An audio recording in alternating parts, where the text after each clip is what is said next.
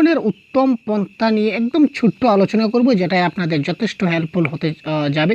এটার থিম হচ্ছে effective leadership practice for school transformation, অর্থাৎ ক্লাসরুম আমরা একজন আদর্শ শিক্ষক হিসাবে আপনি কি করে একটা ক্লাসরুম ট্রান্সফরমেশন করতে পারবেন। তো এটা সম্পূর্ণ ডিটেলস আমরা এবার আপনাদেরকে দেখাবো। তো চলুন আমরা দেরি না করে স্টার্ট করি। তো প্রথমে ভূমিকা বা ইন্ট্রোডাকশন যদি দেই তাহলে কি হবে। প্রথমে আমরা দেখি লার্নিং কি। তো দেখুন, টিচিং লার্নিং একটি জীবনব্যাপী প্রক্রিয়া। লার্নিং কেন বললাম, শিখন এবং শিক্ষণ এই দুইটার মধ্যে কিন্তু ডিফারেন্স আছে। তো এই যে শিখন, এই শিক্ষণটা হচ্ছে লার্নিং, এটা মাথায় রাখবেন। এই শিক্ষণটা হচ্ছে লার্নিং, আর এই যে শিক্ষণ, এই শিক্ষণটা হচ্ছে কি টিচিং। এই শিক্ষণকে বলা হবে টিচিং, আর এই শিক্ষণকে বলা হবে লার্নিং। এতটুকু পর্যন্ত ক্লিয়ার রাখুন। তো এখানে কি বলেছে দেখি, শিক্ষণ একটি জীবনব্যাপী প্রক্রিয়া। যে লার্নিং বা শেখার যে বিষয়টা, এটা হচ্ছে একটা জীবনব্যাপী প্রক্রিয়া, মানে সারা জীবন এই শেখাটা কি থাকে, চলতে থাকে, যা মানুষের বুদ্ধি বাড়ায়, সামাজিক জ্ঞান বাড়ায় এবং ব্যক্তিগত উন্নয়নের মূল ভিত্তি। ঠিক আছে ভাই, মানুষের যত আমরা বেশি করে শিখবো, আমরা যেমন একটা কথা আছে না, যে মার খাবার কোনো বয়স নাই, শেখার কোনো সময় নেই, মার খাওয়ার কোনো বয়স নেই। তো শেখার কোনো লিমিটেড নাই, আনলিমিটেড রয়েছে। সারা জীবন মানুষ শিখতে পারে, অম টু টম, জন্ম থেকে মৃত্যু পর্যন্ত। ঠিক আছে না? আচ্ছা, অম টু টম বলে ভুল হবে, অম মানে হচ্ছে মাতৃগর্ভ। তো যাই হোক, জন্ম থেকে শুরু করে একদম মৃত্যুর আগ পর্যন্ত মানুষের শেখার কোনো শেষ নেই। আচ্ছা যাই হোক, তো সামাজিক এবং ব্যক্তিগত উন্নয়নের মূল ভিত্তি হচ্ছে শিখন। শিখনের উত্তম পন্থা নির্ভর করে ব্যক্তির লক্ষ্য, প্রেক্ষাপট এবং শৈলীর উপর। এই যে লার্নিং করছি, সেই লার্নিংয়ের উত্তম পন্থা বা পন্থা মানে কৌশল। ঠিক আছে, তো শিখনের ভালো কৌশলটা নির্ভর করে ব্যক্তির লক্ষ্য, অর্থাৎ ছাত্রের লক্ষ্য। ছাত্রটা কি চাইছে, ছাত্রটা আজকে যদি আম চায় আর আমি যদি তাকে কাঁঠাল কাঁঠাল বলে চিৎকার করি, তাহলে সে কি পারবে? সে পারবে না। ছাত্র যদি আম বলে, তো আমি আমটাকেই কিন্তু তাকে শেখাতে হবে। তো আম শেখানোর পরে আমি তার কাঁঠালের দিকে যাব। প্রথমে সে যদি আম বলে, তো আমি কিন্তু জাম বললে হবে না, আমিও কিন্তু কী বলতে হবে, আম বলতে হবে। ছাত্রদের চাহিদা এবং লক্ষ্যের উপর ডিপেন্ড করে আমাদেরকে শিক্ষাদান দিতে হবে। এই প্রেক্ষাপট এবং তার শৈলীর উপর ডিপেন্ড করে আমি তাকে শিক্ষাদান যদি করি, তাহলে শিক্ষণটা ছাত্রের খুব ভালো হবে। তো আমরা যে টপিকে ছিলাম বা যে বিষয় নিয়ে আলোচনা করেছিলাম, এটা হচ্ছে শিক্ষণের উত্তম পন্থা। তো শিক্ষণের উত্তম পন্থা হিসাবে একজন শিক্ষককে এমন একটা পদ্ধতি বেছে নিতে হবে যা শিক্ষার্থীর কৌতূহল, সক্রিয় অংশগ্রহণ এবং ব্যবহারিক প্রয়োগকে উৎসাহিত করে। মানে একটা টিচিং করার একটা ভালো কৌশল, টিচিং করার একটা ভালো কৌশল হিসাবে একজন শিক্ষককে এমন একটা পদ্ধতি বেছে নিতে হবে যেখানে শিক্ষার্থীর কি থাকে, কৌতূহল থাকে। কৌতূহল মানে কি? কৌতূহল মানে হচ্ছে আনন্দ পায়, শিক্ষার্থীরা যাতে মজা পায়। আমরা যে আপনারা যে কী বলবো, আপনারা সিরিয়াল যে দেখেন, আপনারা যে সিরিয়াল দেখেন, আপনারা সিরিয়াল মানে একদম সিরিয়াল যে চলতে থাকে, অনুরাগের ছোঁয়া, এইসব অনেক কিছু সিরিয়াল যে থাকে। তো এই সিরিয়ালগুলো যে আপনারা যে দেখেন, সেটা কেন দেখেন? আপনারা কি কৌতূহল, একটার পর একটা, একটার পর একটা, মানে তারপর কী আসবে, তারপর কী আসবে, তারপর কী আসবে, এটা হচ্ছে কি একটা এই যে সিকোয়েন্স হয় যেটা, তারপর এটা আপনাদের মনে একটা।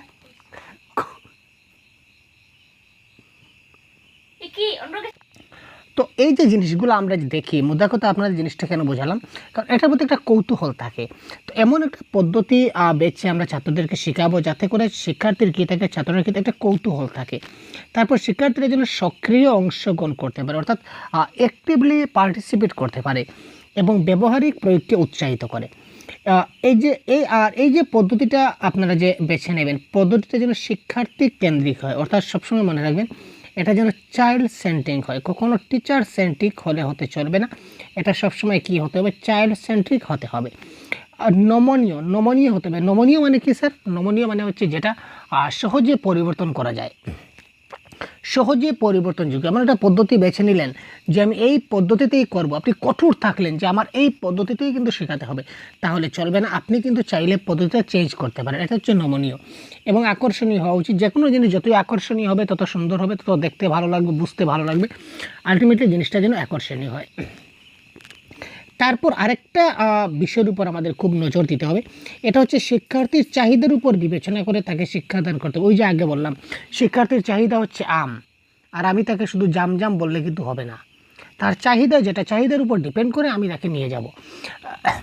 ধরুন আমার শিক্ষার্থী খেলাধুলা ভালোবাসে, তবে খেলাধুলাকে ছেড়ে যদি শুধু পড়ার দিকে অগ্রসর হই তাহলে তাকে কিন্তু আমি শেখাতে পারবো না। তাকে খেলাধুলার মাধ্যমে, তার চাহিদা হচ্ছে খেলা, তো তাকে প্লেওয়ে মেথডে আমাকে শেখাতে হবে, অর্থাৎ খেলার মাধ্যমে আমি তাকে শেখা। চলো আজকে আমরা একটা মজার খেলা খেলি। প্রথমে আপনি তাকে সে খেলা শব্দটা দিয়ে তার মনটা জয় করে নিলেন, তার কৌতূহল বৃদ্ধি করে নিলেন, তারপরে এই খেলার মধ্য দিয়ে আপনি কী করলেন, তাকে শিখিয়ে দিলেন। ঠিক আছে, একজন শিক্ষক কী করে বুঝালেন সেটা গুরুত্বপূর্ণ কথা নয়, একজন ছাত্র কী করে বুঝতে পারবে সেটা শিক্ষকের করণীয়। এটা খুব গুরুত্বপূর্ণ পয়েন্ট। আপনি কি করে বুঝালেন ছাত্রকে, আপনি কি করে বুঝাচ্ছেন সেটা কিন্তু মেইন ফ্যাক্টর নয় টিচিংয়ের ক্ষেত্রে। কি করে বুঝালে আপনার ছাত্ররা বুঝবে, এটা হচ্ছে আপনার কাছে অতি গুরুত্বপূর্ণ। ক্লিয়ার ভাই? তাছাড়া ডিজিটাল শিখন, সহযোগিতামূলক শিখন, এই পন্থাগুলি শিক্ষার্থীদের স্বাধীনভাবে চিন্তা করতে এবং সমস্যার সমাধানে দক্ষ হতে সাহায্য করে। ঠিক আছে, তাছাড়া আপনি ডিজিটাল শিখন ব্যবহার করতে পারেন বা সহযোগিতামূলক শিখন ব্যবহার করতে পারেন, যাতে করে ছাত্ররা স্বাধীনভাবে চিন্তা করতে পারে এবং সমস্যার সমাধানে সহায়তা করতে পারে। তো শিক্ষণের উত্তম পন্থা নির্ধারণে একজন শিক্ষকের বিবেচনা করা উচিত। কিছু কিছু বিষয় আছে, কিছু কিছু জিনিস আছে যেগুলি বিষয়ে একজন শিক্ষক উত্তম পন্থা, অর্থাৎ শিক্ষণ করতে গেলে, টিচিং করতে গেলে, অর্থাৎ টিচিংয়ের ভালো মেথডে টিচিং করতে গেলে, ভালো উপায়ে শিক্ষণ করতে গেলে একজন শিক্ষককে কিছু জিনিসের উপর বিবেচনা করতে হবে। সেই জিনিসগুলো কী কী? এক নম্বর হচ্ছে ব্যক্তিগত ভিন্নতা। কারণ আমরা সবাই জানি যে প্রত্যেক ব্যক্তি ব্যক্তিগত দিক থেকে ভিন্ন, ইন্ডিভিজুয়াল ডিফারেন্সেস। প্রত্যেক ব্যক্তি এক ব্যক্তি থেকে আরেক ব্যক্তি কিন্তু আলাদা। আজকে আপনার সঙ্গে আমার কোনো মিল নেই, আপনার সঙ্গে আপনার বাবার কোনো মিল নেই, আপনার সঙ্গে আবার আপনার মায়ের কোনো মিল নেই, আপনার সঙ্গে আপনার স্ত্রী, শিশু, কন্যা, তারা কিন্তু মিল নেই। দেখুন, মিল নেই বলতে আমি কোন কথা বলছি? মিল নেই বলতে দেখুন, শারীরিক দিক দিয়ে কিন্তু অনেক কিছু ডিফারেন্স হতে পারে, কিংবা মেন্টালি অনেক কিছু, আপনার মাইন্ডের সঙ্গে হয়তো আপনার পরিবারের মাইন্ডের সেটটা নাও মিলতে পারে, আপনার স্মরণশক্তিটা বেশি থাকতে পারে, অন্য কেউ স্মরণশক্তিটা কম থাকতে পারে, কেউ একটু বেটে হতে পারে, কেউ একটু লম্বা হতে পারে, কেউ একটু মোটা হতে পারে, কেউ একটু চিকনা হতে পারে, কেউ একটু পাতলা হতে পারে। অর্থাৎ শারীরিক বলুন, মানসিক বলুন, যে কোনো দিক দিয়ে একজন ব্যক্তি আরেকজন ব্যক্তির সমান নয়। তো এই ঠিক একইভাবে প্রত্যেক ছাত্রছাত্রী ব্যক্তিগত দিক দিয়ে আলাদা। ঠিক আছে না? ক্লিয়ার? তাই প্রত্যেকের চাহিদা ভিন্ন থাকে, যেহেতু তারা ব্যক্তিগত দিক দিয়ে আলাদা, তাদের ভিন্নতা রয়েছে, তাই তাদের চাহিদাও কিন্তু ভিন্ন থাকবে। প্রত্যেক ব্যক্তির বা প্রত্যেক শিশুর চাহিদা কিন্তু সমান থাকে না। তো একজন আদর্শ শিক্ষক সবসময় এই ব্যক্তিগত ভিন্নতার উপর গুরুত্ব প্রদান করে শিক্ষাদান করতে হবে। এই যে ব্যক্তিগত ভিন্নতা, ইন্ডিভিজুয়াল ডিফারেন্সটা আছে, এই জিনিসগুলো মাথায় রেখে আপনি কি করতে পারেন, আপনাকে কি করতে হবে, শিক্ষাদান করতে হবে। তারপর দেখুন, সক্রিয় অংশগ্রহণ, অ্যাক্টিভ পার্টিসিপেশন। এমন একটা পদ্ধতি বা এমন একটা পন্থা আপনি অবলম্বন করবেন যেখানে শিক্ষার্থীরা ডাইরেক্ট ইমপ্রুভ হতে পারে, ডাইরেক্ট শিক্ষার্থীরা সেখানে কী হতে পারে, ইনক্লুড হতে পারে, তারা যাতে এখানে তারা অংশগ্রহণ করতে পারে। শিক্ষাদান সময়কালে শিক্ষার্থীরা যদি সক্রিয় অংশগ্রহণ না করে তবে শিক্ষণটা ফলপ্রসূ হয় না। একজন শিক্ষকের সবসময় নজর রাখতে হবে ছাত্রছাত্রীরা যেন সক্রিয় অংশগ্রহণ করতে পারে। আপনি যে জিনিসটা বোঝাচ্ছেন, জিনিসটা করাচ্ছেন, ছাত্ররা যাতে নিজে থেকে করার চেষ্টা করে, নিজে থেকে তারা যেন পার্টিসিপেট করে। এটা কারণ একটা কথা আছে যে হাতে কলমে করে শেখা। তো হাতে কলমে যদি তারা ভালো করে করে তাহলে কিন্তু জিনিসটা খুব তারা ভালো করে শিখতে পারবে, বুঝতে পারবে। তারপর হচ্ছে শিক্ষণ সামগ্রীর ব্যবহার। আপনি শ্রেণীকক্ষ এমন একটি শিক্ষক, শ্রেণীকক্ষে একজন শিক্ষক যখন শিক্ষণ সামগ্রীর ব্যবহার করবেন, মানে টিএলএম বা টিচিং লার্নিং ম্যাটেরিয়ালস আমরা বলতে পারি, তখন বিষয়বস্তু ছাত্রদের কাছে পরিষ্কারভাবে ফুটে ওঠে এবং তারা বিষয়টা ভালোভাবে বুঝতে পারে। যে কোনো বিষয় আপনি বোঝাতে চলেছেন, যে কোনো কনসেপ্ট আপনি বোঝাতে চলেছেন, আপনি তখন যদি টিএলএমগুলো ইউজ করেন, টিএলএম, ঠিক আছে, শিক্ষণ সামগ্রী বা শিক্ষণ উপকরণ, এদের বিভিন্ন নামে জানা যায়, শিক্ষণ উপাদান। তো এই জিনিসগুলো যদি আপনি ব্যবহার করেন তাহলে অর্থাৎ যে কোনো বাস্তব বস্তু সহযোগে, যেমন আপনি তাকে আম শেখাচ্ছেন, সেই ছোটো একটা বাচ্চা তাকে আপনি আম শেখাচ্ছেন, আমটা কি, আমটা কাঁচা থাকলে কী ধরনের হয়, পাকা থাকলে তার রং কী হয়, আম দেখতে কীরকম হয়, আম খেতে কীরকম হয়। তো আপনি যদি সরাসরি ডাইরেক্ট একটা গাছ থেকে আম যদি পেড়ে আনেন, আমটা যদি পেড়ে আনে তার সামনে যদি আমটা ধরে নেন যে এই দেখ এটাকে বলা হয় আম, এই দেখো এটা হচ্ছে একটা আম, তখন এই যে আমি আমটা যে তাকে শেখালাম এটা হচ্ছে তার ক্ষেত্রে এটাকে টিএলএম। ঠিক আছে না? বা আমের একটা ছবি আমি একটা কাগজে অঙ্কন করে নিয়ে আসলাম, একটা কাঁচা আমের ছবি, একটা পাকা আমের ছবি নিয়ে আসলাম, তো এটা হচ্ছে একটা টিএলএম। বা প্লাস্টিকের অনেক আম পাওয়া যায়, প্লাস্টিকের আমটাও আমি তার কাছে নিয়ে ধরে আসলাম, তো এই যে জিনিসগুলো এগুলো হচ্ছে টিএলএম। তো এই জিনিসগুলো যদি ব্যবহার করে আমি যদি শিক্ষাদান করাই তাহলে ছাত্ররা খুব ভালো করে জিনিসটা বুঝতে পারবে। তারপর হচ্ছে মনোমুগ্ধকর পরিবেশ। দেখুন, যেখানে আপনি শিক্ষাদান করবেন, ধরে নিন আপনি একটা বিদ্যালয়, আপনি বিদ্যালয়ে ক্লাস করছেন, আর যেমন ধরুন আমি একটা ভিডিও বানাচ্ছি এখানে, আমি খুব শান্তশিষ্ট জায়গায় বসে এবার ভিডিও বানাচ্ছি। তো এবার আমার আশেপাশে যদি অনেক হাল্লা চিৎকার হয়, অনেক হাল্লা চিৎকার চেঁচামেচি কান্না কান্দি একদম আপনার বলুন একদম মাইকেল লাউড স্পিকার অনেক গান বাজের, তাহলে আপনারা কি আমার সেই কথাগুলো ভালো করে শুনতে পারবেন, বুঝতে পারবেন? না আমি আপনাদের খুব ভালো করে বোঝাতে পারবো না। তো আমার শিক্ষা দানটাও ভালো হবে না, এবং আপনারা যেটা গ্রহণ করবেন এটাও কিন্তু ভালো হবে না। তো তার জন্য একটা মনোমুগ্ধকর পরিবেশের দরকার আছে। তো এই কথা কি বলেছে দেখুন, শ্রেণীকক্ষের পরিবেশ শিক্ষণের জন্য অতি গুরুত্বপূর্ণ। ক্লাসরুমের এনভায়রনমেন্ট, ক্লাসরুম এনভায়রনমেন্টটা একদম শান্তশিষ্ট হওয়াতে চাই। একজন শিক্ষকের শ্রেণীকক্ষে পাঠদানকালে ওনার হাস্যকর মুখ থাকাটা বাঞ্ছনীয়। একজন শিক্ষক সবসময় হাস্যকর মুখ নিয়ে যদি শিক্ষাদান করেন তাহলে ছাত্ররা আকর্ষিত হবে, ছাত্ররা মানে ঘাবড়ে যাবে না, ভয় পাবে না, তারা অতি সহজে স্যারের কথাটা শুনতে পারবে এবং বুঝতে পারবে। এবং শিক্ষক যদি একগুঁয়েমি ভাব নিয়ে খুব রাগান্বিত অবস্থায় যদি তাদেরকে কিছু বোঝাতে চান তাহলে ছাত্ররা ওনার মুখ দেখেই ভয় পেয়ে যাবে, তারপর শিখবে কি আর বুঝবে কি আর দেখবে কি, ঠিক আছে না ভাই? তো শ্রেণীকক্ষে এমন একটা পরিবেশ আমাদের তৈরি করতে হবে ছাত্ররা যেন আনন্দ উপভোগ করতে পারে এবং সহপাঠীদের সাহায্য নিয়েও তারা অনেক কিছু ব্যাপার তারা শিখতে পারে। ক্লিয়ার? পরবর্তীতে কী দেওয়া আছে দেখি। একজন শিক্ষকের শিক্ষাদান সময়কালে অপসারী চিন্তাভাবনার প্রয়োগ করতে হবে। অপসারী চিন্তাভাবনা মানে এমন কিছু প্রশ্ন শিক্ষার্থীদের করুন যে প্রশ্নের উত্তরগুলো অনেক উত্তর হয়। যেমন আপনি যদি তাকে প্রশ্ন করেন যে বলো তো ভারতের প্রধানমন্ত্রীর নাম কি, তাহলে যদি তার জানা থাকে তাহলে বলবে, যদি জানা না থাকে তাহলে বলবে না। তো এটা হচ্ছে অভিসারী। এই যে প্রশ্ন করেন, এই প্রশ্নটা হচ্ছে কি অভিসারী চিন্তন, মানে কনভার্জেন্ট থিঙ্কিং। তো কনভার্জেন্টে কী হয়, কনভার্জেন্টে একটি মাত্র উত্তর থাকে এবং তার উত্তরটা ফিক্স থাকে। তো এই ধরনের প্রশ্ন যদি ছাত্ররা জানা না থাকে তাহলে সে ঘাবড়ে যাবে, সে ভয় পেয়ে যাবে। এবং আমি যদি তাকে অপসারী প্রশ্ন করি, যেমন আমি যদি একটা প্রশ্ন করি যে তোমার মা তোমার সঙ্গে কীরকম আচরণ করে একটু বলো তো, তাহলে এই ধরুন এই প্রশ্নের উত্তরটা কিন্তু বিভিন্ন জনের কাছে বিভিন্ন কাছে বিভিন্ন ধরনের হবে। তো যে কোনো জনে যে কোনোভাবে উত্তর দিতে পারে। বা তোমার মা তোমার সঙ্গে কোনো দিন কি মেরেছিল, বা কেন মেরেছিল, কেন পেটেছিল, কেন গালি দিয়েছিল, কেন বুঝেছিল। তো এই জিনিসগুলো হচ্ছে কি একটা কী বলবো, একটা অপসারী চিন্তাভাবনা। তো এই ধরনের এমন কিছু প্রশ্ন তাদেরকে আপনার করতে হবে যাতে করে একটি প্রশ্নের অনেকগুলো উত্তর হয়। তো একটি প্রশ্নের অনেকগুলো যখন উত্তর হবে তখন ছাত্ররা মানে অপরচুনিটি পাবে তার নিজের ভিতর থেকে কিছু একটা আপনাকে প্রকাশ করার, এক্সপ্রেস করার বা প্রকাশমূলক দক্ষতা তার বৃদ্ধি পাবে, যার কারণে এখানে তার শিক্ষণটা খুব ভালো হবে, সে অ্যাক্টিভলি পার্টিসিপেট আপনার সঙ্গে করতে পারবে। ক্লিয়ার?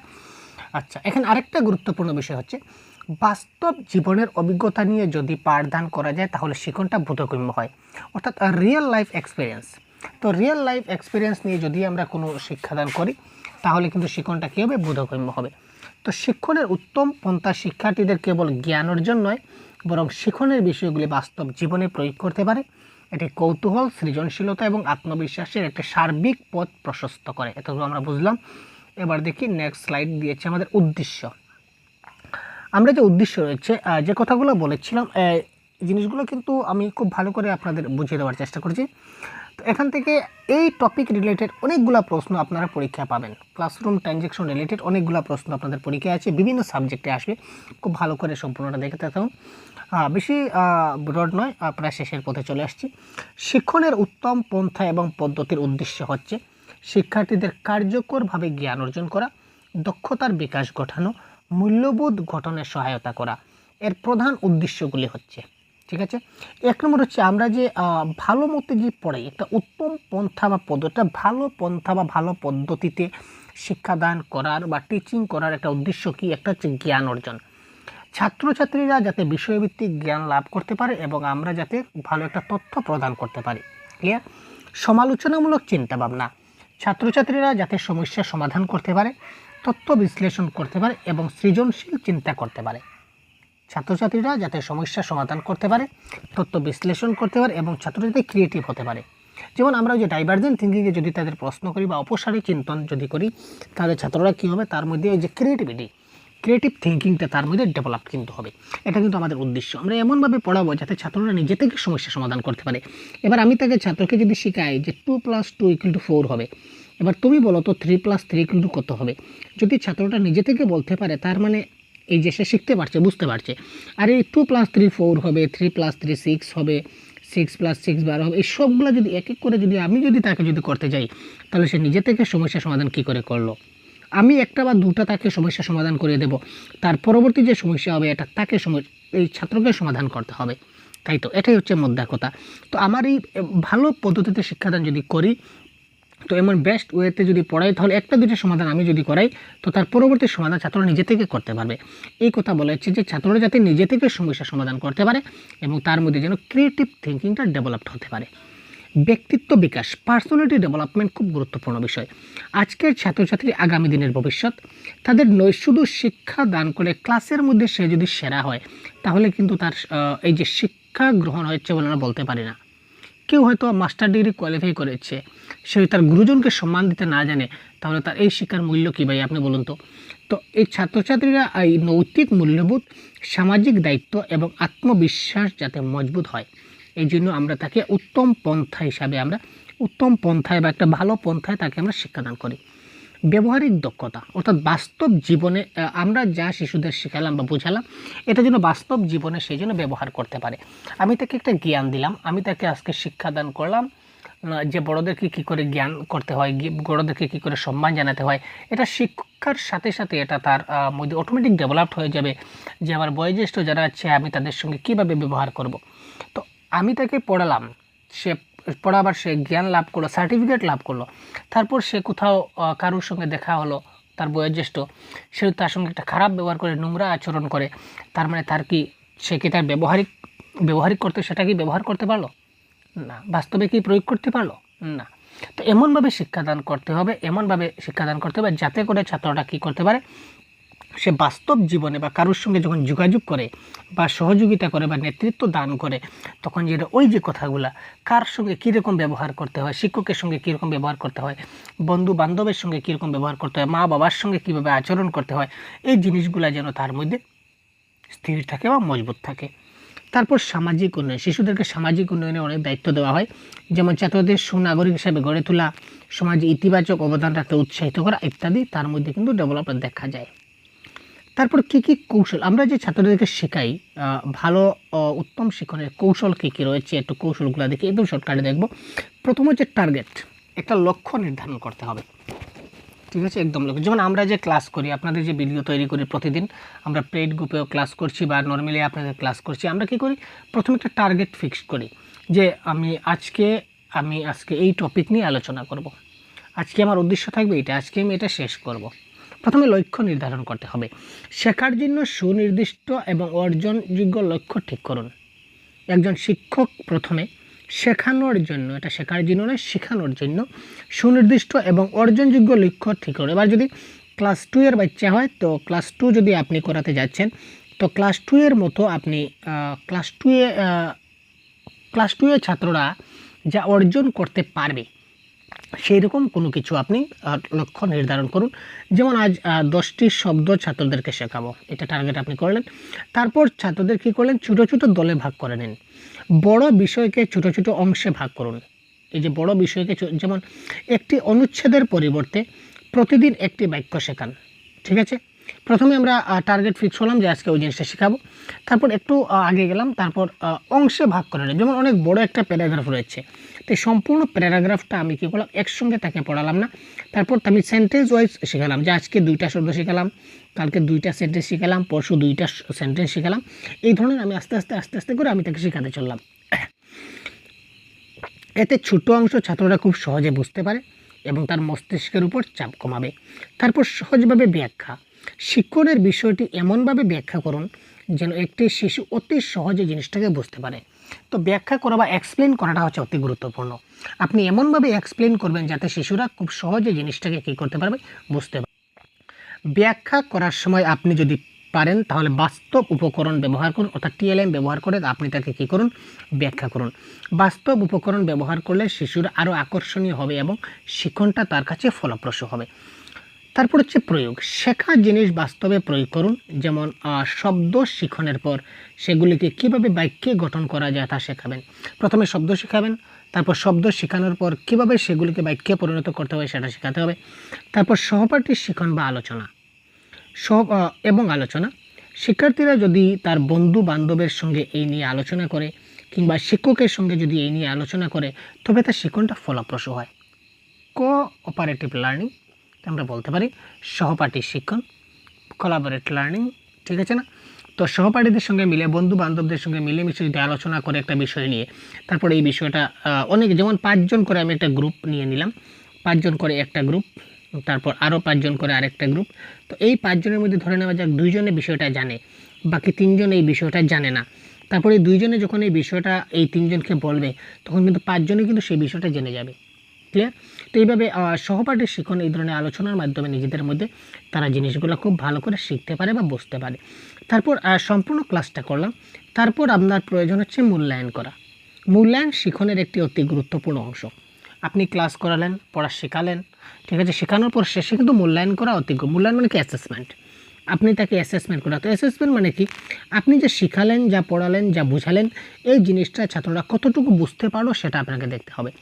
একজন শিক্ষক শিক্ষাদানের সময় সবসময় গঠনমূলক মূল্যায়ন করবেন, মানে আপনি সবসময় কী করবেন?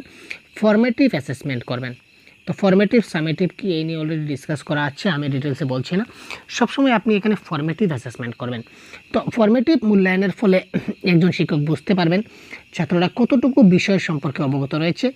যদি কোনো ছাত্র বিষয় সম্পর্কে যতটুকু অবগত হওয়ার কথা ছিল ততটুকু অবগত না হয়ে থাকে তবে তার জন্য সংশোধনমূলক শিক্ষণের ব্যবস্থা করতে হবে। আপনি একটা অ্যাসেসমেন্ট করলেন, ফর্মেটিভ অ্যাসেসমেন্ট। তো ফর্মেটিভ অ্যাসেসমেন্ট করার পর আপনি দেখলেন যে না, আমার তো একটু এই যে 5টা গ্রুপ ছিল, এই 5টা গ্রুপের 2টা ছাত্র তো মোটেই বুঝতে পারেনি, তাদেরকে একটু বোঝানোর দরকার। তো তার জন্য আপনি তাদের জন্য রিমিডিয়াল টিচিংয়ের ব্যবস্থা করতে পারেন। তারপর শেষে যদি আমরা বলি একদম লাস্টে, শিক্ষণের উত্তম পন্থা শিক্ষার্থীদের লক্ষ্য বলুন, চাহিদা, প্রেক্ষাপটের উপর নির্ভর করে যেটা বলেছিলাম, একটা শিক্ষণ তখনই উত্তম হবে যখন শিক্ষার্থীরা অ্যাক্টিভ থাকবে, প্রেরণাদায়ক হবে, তাদের মধ্যে প্রেরণা থাকবে, মোটিভেট থাকবে, শিক্ষার্থীদের মধ্যে কৌতূহল থাকবে, সহযোগিতা থাকবে, তবেই হবে কিন্তু উত্তম শিক্ষণ। উত্তম শিক্ষণের জন্য তাদের মধ্যে কৌতূহল, সহযোগিতা কিন্তু থাকতে হবে। সবচেয়ে গুরুত্বপূর্ণ হলো শিক্ষণকে একটি আজীবন প্রক্রিয়া হিসেবে গ্রহণ করা। লার্নিংটা কিন্তু সারা জীবন চলতে থাকে, যেটা বলেছিলাম লার্নিংয়ের ব্যাপারে। তারপর আমরা যে শেখালাম, এই এতক্ষণ যে শেখালাম তারপরে ছাত্ররা কী কী শিখতে পারে বা কী কী তার মধ্যে ডেভেলপমেন্ট হতে পারে। তো এই ক্ষেত্রে লার্নিং আউটকাম বা শিক্ষণের ফলাফল যদি দেখি তাহলে লার্নিং আউটকাম বা শিক্ষণের ফলাফল বলতে শিক্ষার্থীদের শেখার প্রক্রিয়ার ফলাফল, অর্জিত জ্ঞান, দক্ষতা বা মনোভাবকে বোঝায়, যা পাঠ্যক্রম পাঠের শেষে তারা অর্জন করে। পরীক্ষায় আসতে পারে what is learning outcome. Learning outcome বা শিক্ষণের ফলাফল কী? কোনো একটা টপিক, কোনো একটা কনসেপ্ট তাদেরকে বোঝালাম, তো বোঝানোর পর ছাত্ররা এই কতটুকু বুঝতে পারলো, আমার এই পাঠদানের পর ছাত্ররা কতটুকু শিখতে পারলো, এটার যে একটা ফলাফল আমি যে নির্ণয় করলাম। এই দেখুন কী বলেছে, শিক্ষণের ফলাফল বলতে শিক্ষার্থীদের শেখার প্রক্রিয়ার ফলাফল বা অর্জিত জ্ঞান। আমি যে এতক্ষণ পড়ালাম তারপর সে কতটুকু জ্ঞান লাভ করলো, তার মধ্যে কতটুকু দক্ষতা বৃদ্ধি হলো, তার সেই মনোভাবে কী পরিবর্তন প্রভাব ফেললো, যা কোনো নির্দিষ্ট পাঠ্যক্রম বা পাঠের শেষে তারা কিন্তু অর্জন করে, অর্থাৎ আমার ক্লাসটা শেষ হওয়ার পরে কিন্তু তারা অর্জন করতে পারবে। এইভাবে শিক্ষাদান করে নিম্নলিখিত ফলাফলগুলি অর্জিত হয়। কী কী অর্জিত হয় দেখি। এক হচ্ছে জ্ঞানভিত্তিক, যেমন কগনিটিভ। শিক্ষার্থী কোনো বিষয়ের তথ্য বা ধারণা খুব ভালো করে বুঝতে পারে এবং ব্যাখ্যা করতে পারে। শিক্ষার্থী কোনো বিষয়ের তথ্য, যে কোনো বিষয় আমরা যদি এইভাবে শেখাই তাহলে যে কোনো বিষয়ের তথ্য বলুন, ধারণা তারা কী করতে পারবে, ব্যাখ্যা করতে পারবে। তারপর দক্ষতা ভিত্তিক বা সাইকোমোটর। শিক্ষার্থীর নিজে নির্দিষ্ট কাজ বা দক্ষতা প্রদর্শন, সে নিজে যে কোনো কাজ দক্ষতার সহিত সে করতে পারবে। মনোভাব ভিত্তিক অর্থাৎ এফেক্টিভ, তার মূল্যবোধ এবং মনোভাবকে ইতিবাচক পরিবর্তন আসবে। এই যে এফেক্টিভ মানে কি, মূল্যবোধ, নৈতিকতা, জিনিসটা সে শিখবে, কার সঙ্গে কীরকম ব্যবহার করতে হয়, এই জিনিসগুলো তার মধ্যে শিক্ষার যে মূল অংশ, জ্ঞানের যে মূল উদ্দেশ্য হচ্ছে এটা কিন্তু তার মধ্যে চলে আসবে। তাছাড়া শিক্ষার্থী দলগত কাজে সহযোগিতা এবং সম্মান প্রদর্শন করবে, শিক্ষার্থীরা নিজেদের মধ্যে আলোচনা করে সমস্যার সমাধান করবে, হাতে কলমে কাজ করে এবং অংশগ্রহণ করে উৎসাহিত করবে। এই যতগুলা আমি আজকে কথা বললাম, যতগুলা শব্দ আমি এখানে উচ্চারণ করলাম, সবগুলা হচ্ছে এক একটা পজিটিভ ওয়ার্ড। এটাও মাথায় রাখবেন। যদি কোনো পরীক্ষায় প্রশ্ন আসে, কোনো অপশনে যদি দেখতে পারেন শিক্ষার্থীরা দলগত কাজে সহযোগিতা করছে, শিক্ষার্থীরা একে অপরকে সম্মান প্রদর্শন করছে, শিক্ষার্থীরা নিজেদের মধ্যে আলোচনা করে সমস্যা সমাধান করছে, শিক্ষার্থীরা হাতে কলমে কাজ করে শিখছে, শিক্ষার্থীরা সক্রিয় অংশগ্রহণ করে, শিক্ষার্থীরা শিক্ষণের ক্ষেত্রে উৎসাহ প্রকাশ করে, এই জিনিসগুলো যখনই দেখবেন তখন সেই অপশনগুলো কিন্তু 100% কারেক্ট আনসার হওয়ার চান্স আছে। ঠিক আছে, তো এই ধরনের এই জিনিসগুলো খুব ভালো করে আপনারা বুঝে নেবেন। তো তার পরবর্তীতে আমরা অন্য একটা টপিক নিয়ে আলোচনা করব। তো আজকে এই পর্যন্তই। ভালো থাকবেন, সুস্থ থাকবেন, ধন্যবাদ। এবং এই টপিক সম্বন্ধে যদি কোনো কোয়ারিজ থেকে থাকে বা সিটেট সম্বন্ধে যদি কোনো কোয়ারিজ থেকে থাকে আপনারা কমেন্ট বক্সে অবশ্যই জানাতে পারেন। ধন্যবাদ, জয় হিন্দ।